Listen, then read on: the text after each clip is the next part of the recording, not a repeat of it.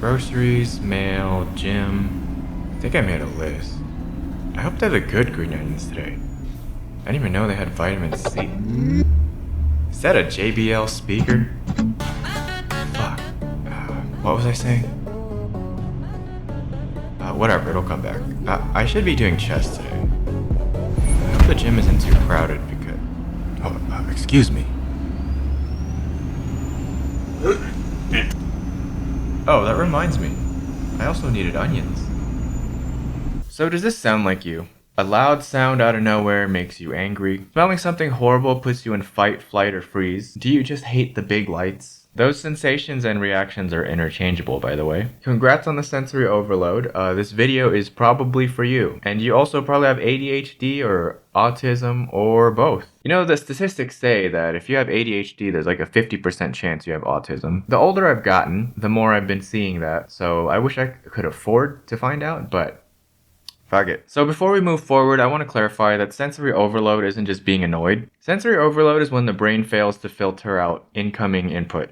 It's not preference or mood. It's neurological saturation. It's kind of similar to when your computer freaks out because you have 2 instances of Chrome running, or you're fighting gaping jaw night rain. There's too much stimuli for your brain to process. So what happens is that your brain has trouble filtering signals and identifying which ones are important and which ones are not. And this is what triggers the emotional dysregulation and or the fight or flight, because it's treating everything, including normal stimuli, as threats. So if you have ADHD or autism, the next part I'm going to talk about is basically a canon event. So at some point you probably told people about your neurodivergence. And when you explain what the symptoms are, and how a lot of them do overlap with things people normally feel, you get the classic, oh, I think everyone has a little ADHD. Oh, I think everyone's a little bit autistic. Yeah, everyone gets tired, but that doesn't mean narcolepsy is just everyone being a little bit eepy. ADHD isn't the presence of traits.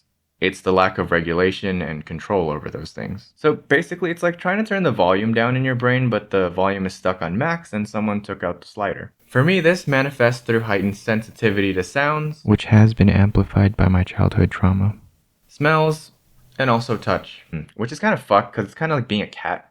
Like you want to be pet, but it has to be the right way, the right spot, and it has to be, you know, like the approved list of people. Otherwise, you get a bad reaction.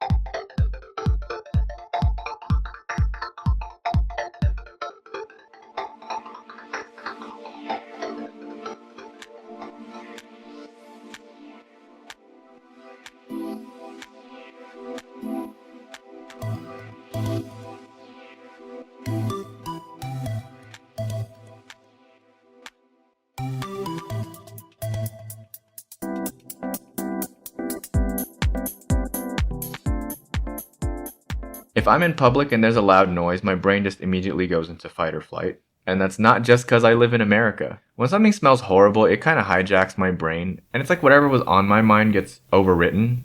And it's like I don't know, like it's just overwhelming. For me, that would come up a lot when I'd be walking dogs, like especially before when we had dogs. Oh my god, like the smell of dog shit drove me crazy. I'd always get really paranoid if I smelt it a little bit, and like I'd be worried it'd be on my clothes or something, because that means it's gonna follow me around. And it makes me go insane. But after that, you still get a lot of people telling you like, oh, you know, you can just ignore that. Or even, you're being too sensitive. And I'm like, yes, that's literally the problem. I mean, in their defense, it seems like a lot of people have just been popping out with autism and ADHD. That's because of the normality of mental health, advances in technology, and people going to therapy and realizing, oh yeah, I did mask for most of my childhood. And it's kind of like the reason why a lot of these common traits are just chalked down to boys being hyperactive or girls just being sensitive and quiet. ADHD and autism have been around, it just wasn't diagnosed as much. Like ask your grandpa, who was a train engineer his whole life. Ask him some of like the preliminary questions for ADHD or autism. Watch, because this stuff is genetic.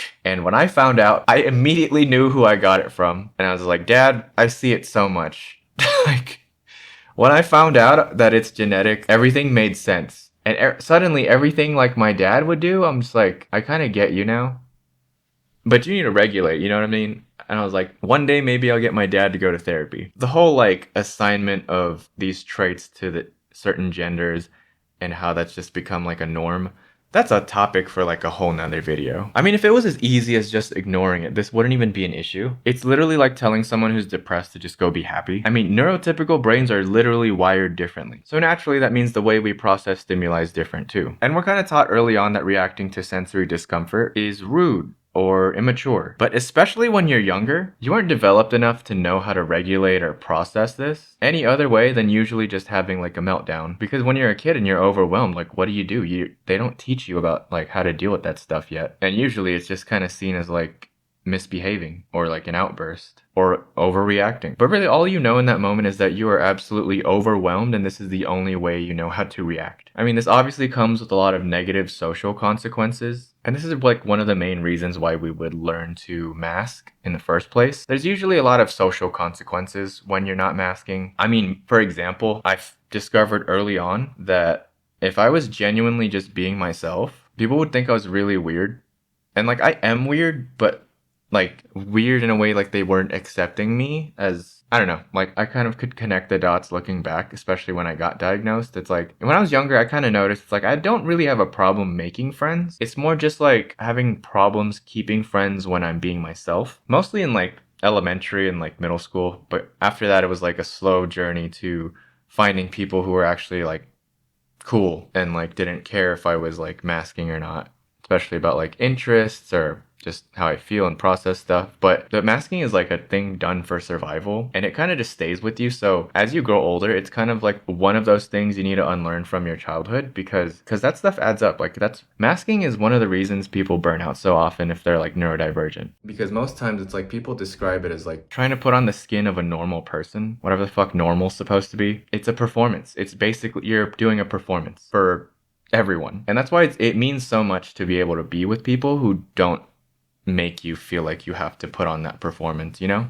Burnout is so common among neurodivergent people because they're trying to fit a mold that wasn't made for them, while also trying to survive and thrive. There are a lot of factors that could contribute to burnout, but masking is definitely a big part. And sensory masking is like something that becomes second nature, so it may not seem like it's really affecting you, but that stuff adds up. Some days it's probably going to be like the straw that breaks the camel's back, and you know, like you just, and that's usually why it's important to have like a day or two to just decompress. Absolutely no masking, just whether that be alone or with people that you feel comfortable or safe around. And you know, I just want to end with saying that we're not dramatic, but we are very sensitive. It's not an excuse or a weakness. It's just your brain being different. I mean, just think of it like this. You are literally built different. And if you're like in the beginning part of your discovery or journey on that, it's going to make a lot more sense why a lot of the common advice you'd get doesn't really work for you. Kind of like, oh, just, you know, get a to-do list, get a planner, discipline, blah, blah, blah. It's a weird minefield of like navigating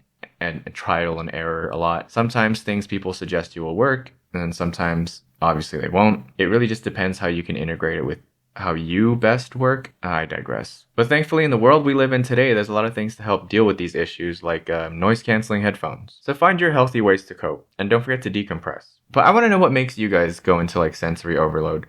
Like comment below because I just want to see what the most common one is. I mean, I already talked about mine. It's usually like sound and smell. But here's the part where I e-beg. Like, subscribe, join the Discord, check out the second channel where we do gaming videos and live streams, and I'll see you in the next video. Take care.